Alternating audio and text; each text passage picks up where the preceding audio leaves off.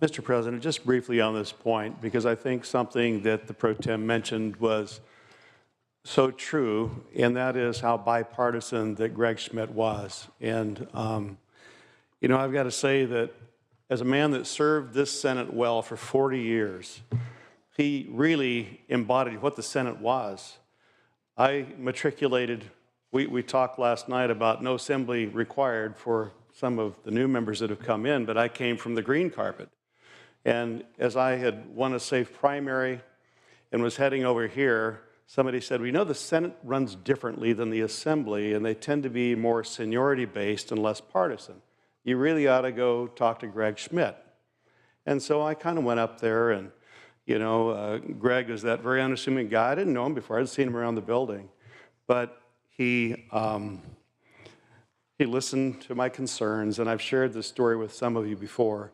But after listening to it, he says, I said, you know, I don't know if I'm going to adjust okay to the red carpet. I'm caucus chair, the number 2 guy in the Assembly Republican caucus. You know, I've just figured out how to make things work over there. He says, well, Mr. Huff, I've had a lot of members come from the green carpet to the red. I can't think of one that wanted to go back. So I would suggest you look in the mirror in the morning and say, Senator Huff, Senator Huff, Senator Huff. Says, you'll adjust just fine.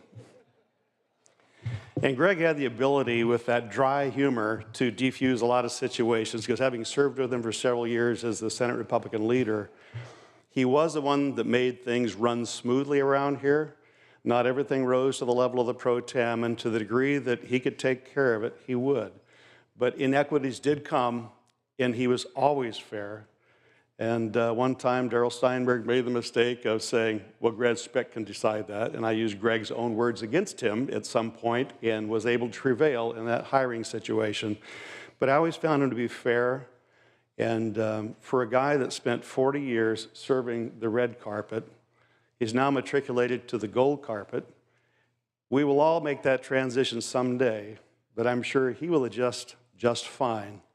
But please know, Greg, you will always be remembered for your contribution here, and you'll be remembered well. May you rest in peace.